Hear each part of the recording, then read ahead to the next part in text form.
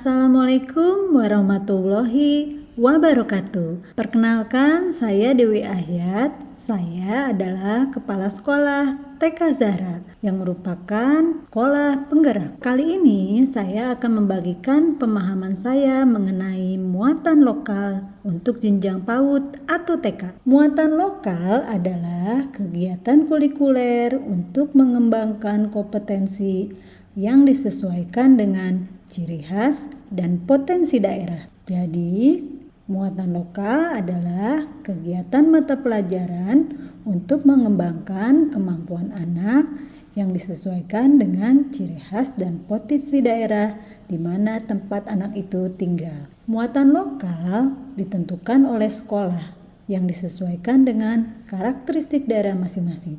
Jadi, sekolah bisa menentukan muatan lokal mana yang akan kita pilih. Pemerintah daerah juga diberikan kewenangan luas dalam menentukan mata pelajaran muatan lokal ini. Jadi, pemerintah daerah juga memiliki kewenangan untuk menentukan muatan lokal. Seperti di daerah kami, yaitu daerah Kabupaten Bogor, pemerintah menyarankan kami untuk memasukkan muatan lokal Kemis Nyunda sebagai muatan lokal. Pada kurikulum Merdeka, muatan lokal ini wajib ada pada struktur kurikulum. Pada kurikulum Merdeka, pembelajaran muatan lokal bisa diterapkan dalam 3 metode. Pertama, dengan cara mengintegrasikan muatan lokal ke dalam mata pelajaran lain. Contohnya adalah muatan lokal bisa kita masukkan dalam kegiatan KBM kita di kelas. Kedua adalah dengan cara mengintegrasikan muatan lokal ke dalam tema P5. Di sini contohnya adalah muatan lokal kita bisa masukkan ke dalam tema P5 seperti tema Aku Cinta Indonesia. Pada tema Aku Cinta Indonesia, anak-anak akan mempelajari budaya lokal daerah setempat. Misalnya di daerah kami, daerah Kabupaten Bogor, anak-anak akan mempelajari hal-hal yang berhubungan dengan budaya Sunda seperti bahasa Sunda, sastra Sunda yang berisi tentang puisi atau sajak atau dongeng-dongeng yang berasal dari daerah Sunda. Kemudian seni Sunda, mereka akan mempelajari tentang tarian, nyanyian, alat musik khas Sunda, dan lain-lain. Serta mereka akan mempelajari budaya Sunda. Mereka akan mempelajari permainan-permainan khas daerah Sunda, khususnya daerah Kabupaten Bogor, kemudian makanan, minuman khas Sunda, dan juga pakaian khas Sunda. Yang ketiga adalah dengan cara mengembangkan mata pelajaran khusus muatan lokal yang berdiri sendiri sebagai bagian dari intrakurikuler. Jadi di sini contohnya adalah muatan lokal diberikan porsi sendiri, misalnya diberikan 1 hari anak-anak hanya melakukan kegiatan muatan lokal. Contohnya adalah kegiatan Kemis Nyunda. Di hari Kamis, anak-anak hanya mempelajari muatan lokal dari awal mulai pembelajaran sampai akhir pembelajaran. Terdapat 2 lingkup muatan lokal. Yang pertama, lingkup keadaan dan kebutuhan daerah. Lingkup keadaan dan kebutuhan daerah adalah segala sesuatu yang ada di daerah tertentu yang berkaitan dengan lingkungan alam, lingkungan sosial ekonomi, dan lingkungan sosial budaya. Contohnya adalah tentang pendidikan lingkungan hidup, ataupun misalnya di daerah tersebut sosial ekonomi masyarakatnya adalah pengrajin anyaman misalnya. Nah, itu bisa dimasukkan ke dalam muatan lokal, atau tikar misalnya, itu bisa dijadikan muatan lokal. Yang kedua adalah lingkup isi atau jenis muatan lokal. Jenis muatan lokal di sini berupa bahasa daerah, bahasa Inggris, kesenian daerah, keterampilan dan kerajinan daerah, adat istiadat, dan pengetahuan mengenai berbagai ciri khas lingkungan alam sekitar, serta hal-hal yang dianggap perlu oleh daerah yang bersangkutan. Nah, ini jadi adalah lingkup muatan lokal yang bisa kita berikan kepada anak-anak di sekolah. Kita tinggal memilih muatan lokal mana yang akan kita terapkan di sekolah kita. Misalnya kita ingin memilih bahasa daerah sebagai muatan lokal kita, contohnya bahasa Sunda. Atau kita ingin memasukkan muatan lokal bahasa Inggris di sekolah kita, atau kesenian daerah di sekolah kita, ataupun keterampilan dan kerajinan daerah, misalnya membuat batik ataupun membuat anyaman membuat stiker dan sebagainya, atau adat istiadat. Jadi sekolah dibebaskan untuk memilih muatan lokal mana yang akan kita berikan kepada anak. Manfaat muatan lokal yang pertama adalah memperkuat karakter yang nasionalis. Kedua, mengembangkan potensi peserta didik pada tahap maksimal. Ketiga, meningkatkan keterampilan berpikir kritis. Yang keempat, meningkatkan keterampilan sosial dan budaya. Yang kelima, meningkatkan kemampuan berbahasa daerah. Karena saya tinggal di daerah Kabupaten Bogor, maka sekolah saya mengambil muatan lokal Sunda atau disebut juga Kemis Nyunda. Landasan hukum dari muatan lokal Sunda atau Kemis Nyunda yaitu adalah Peraturan Gubernur Nomor 69 Tahun 2013 tentang pembelajaran muatan lokal bahasa dan sastra daerah pada jenjang satuan pendidikan dasar dan menengah. Yang kedua adalah Peraturan Daerah Nomor 14 Tahun 2014 tentang perubahan atas Peraturan Daerah Nomor 5 Tahun 2003 tentang pemeliharaan bahasa, sastra, dan aksara daerah. Yang ketiga adalah Program Kemis Nyunda Bupati Bogor pada tahun 2019 yang merupakan penjabaran Perdap Provinsi Jawa Barat Nomor 14 Tahun 2014 tentang pemeliharaan bahasa daerah, sastra, dan aksara daerah. Nah, itu tadi adalah landasan hukum ketika kita memilih muatan lokal Sunda. Nah, landasan hukum ini kita lampirkan pada KOSP kita bab 2 pada poin landasan hukum. Cakupan tema dari muatan lokal Sunda atau Kemis Nyunda yang pertama adalah bahasa Sunda. Jadi pada bahasa Sunda ini anak-anak akan diajarkan tentang mendengar, berbicara, pra membaca, pra menulis dalam bahasa Sunda. Yang kedua adalah sastra Sunda. Sastra Sunda yang akan dibahas di sini adalah berupa sajak atau puisi, cerita, ataupun dongeng. Kemudian yang akan dibahas yaitu seni Sunda. Pada seni Sunda, anak-anak akan mempelajari nyanyian, tarian, alat musik, kriya, atau prakarya dari kesenian Sunda. Kemudian tentang budaya Sunda, anak-anak akan mempelajari permainan, makanan, minuman, pakaian yang berasal dari daerah Sunda. Sekolah memilih 2 cakupan muatan lokal. Jadi dari keempat cakupan tema muatan lokal Sunda, PAUD atau TK boleh memilih minimal 2 tema muatan lokal Sunda. Jadi tidak harus 4-4-nya karena tiap daerah itu kan karakteristiknya beda-beda ya. Di muatan lokal bahasa Sunda, pembelajaran yang kita berikan kepada anak yaitu tentang mendengar atau ngaregepkeun. Jadi di pembelajaran ngaregepkeun atau mendengar, materi pembelajaran yang kita berikan yaitu tentang ngawanohkeun diri atau perkenalan diri, terus mengucapkan kata wilujeng, ada wilujeng enjing, wilujeng wengi, wilujeng siang, wilujeng sonten. Wilujeng itu ucapan selamat pagi, selamat siang, selamat sore, selamat malam. Kemudian anak-anak juga mempelajari materi tentang ngaran poe atau nama hari, nama bulan, dan nama tahun. Anak-anak juga mempelajari tentang anggota tubuh, ngaran anggota awak. Jadi mereka akan mempelajari anggota tubuh menggunakan bahasa Sunda. Kemudian mereka juga akan mempelajari tentang keluarga atau keluarga. Anak-anak akan mempelajari istilah-istilah nama keluarga dalam bahasa Sunda. Misalnya bapak, emak, umi, teteh, nini, aki, dan sebagainya. Kemudian mereka juga akan mempelajari tentang kesukaan atau keresapan dalam bahasa Sunda.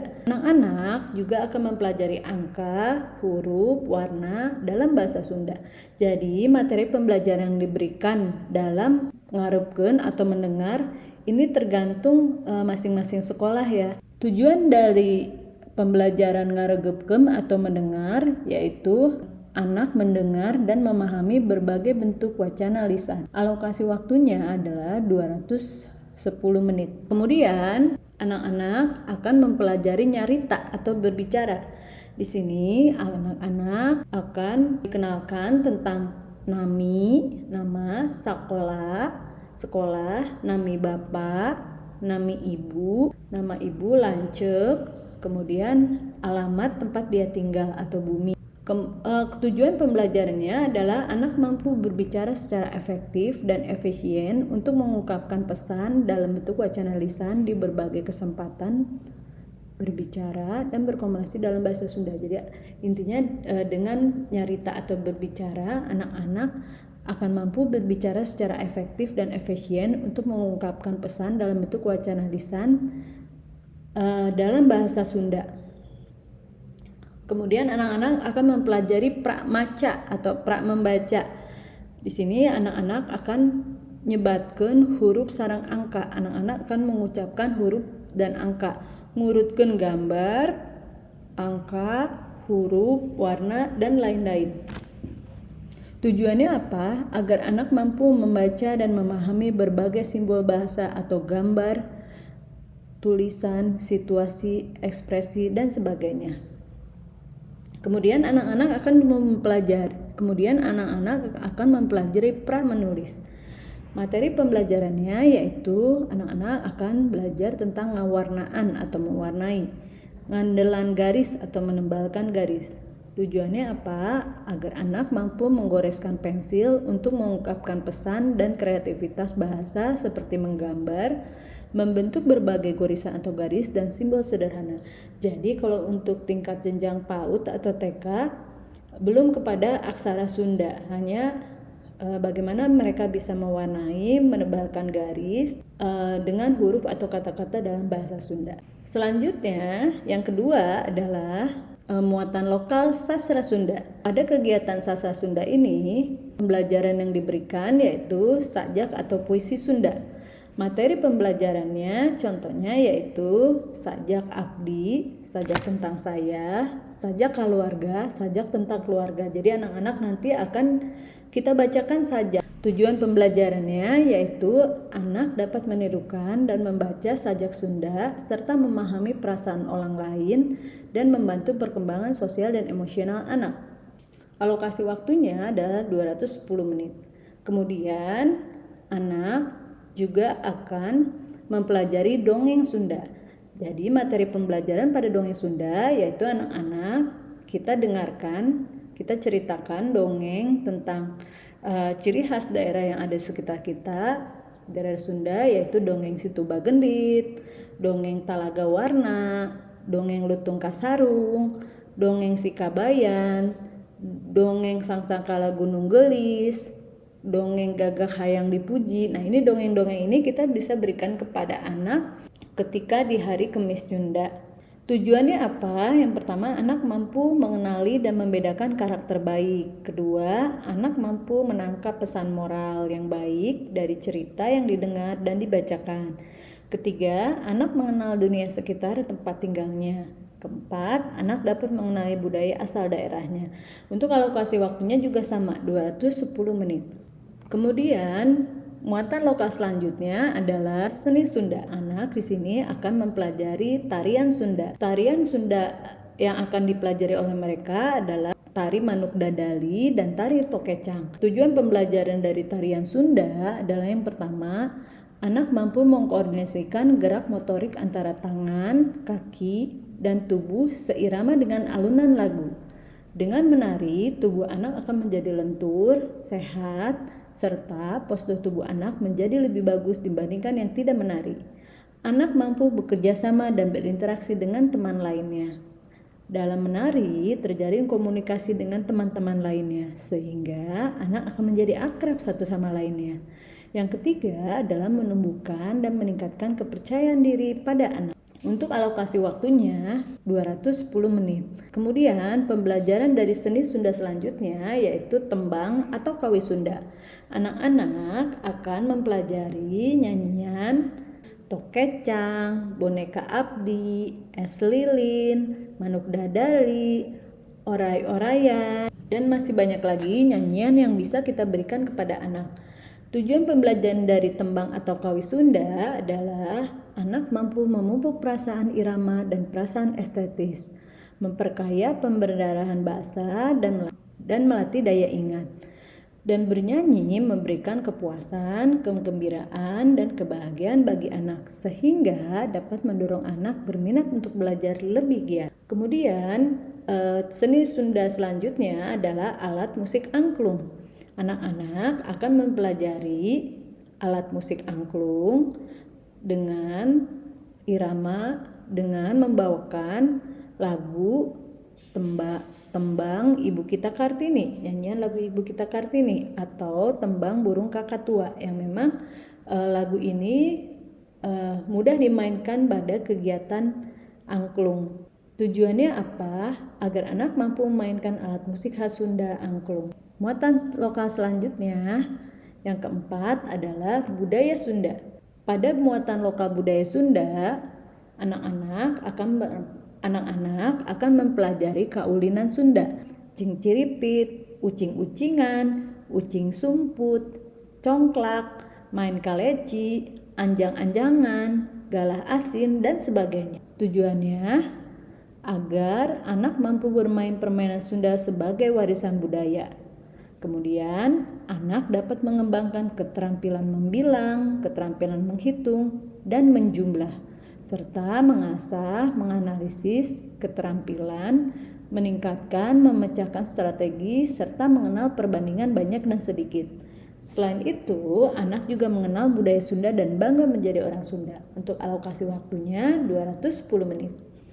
Kemudian, anak akan mempelajari kadaharan khas Sunda atau makanan khas Sunda. Nah, pada kegiatan ini, anak akan mempelajari makanan-makanan khas yang berasal dari daerah Sunda. Contohnya adalah nasi liwet, combro, dan peyem. Tujuannya agar anak dapat mengenali makanan khas Sunda. Kemudian, materi selanjutnya adalah tentang minuman khas Sunda atau minuman khas Sunda. Anak akan mempelajari bagaimana cara misalnya membuat cendol, atau bajigur, atau bandrek, dan lain-lain. Kemudian, muatan lokal budaya Sunda yang akan dipelajari, yang akan kita berikan kepada anak, yaitu tentang pakaian Sunda. Anak-anak akan mengenal materi tentang pakaian khas Sunda untuk perempuan, yaitu kebaya, dan pakaian khas Sunda untuk laki-laki, yaitu pakaian pangsi. Baik, mungkin itu saja materi tentang muatan lokal kali ini. Kita akan bertemu lagi dengan pembahasan tentang kurikulum merdeka selanjutnya. Terima kasih. Wassalamualaikum warahmatullahi wabarakatuh.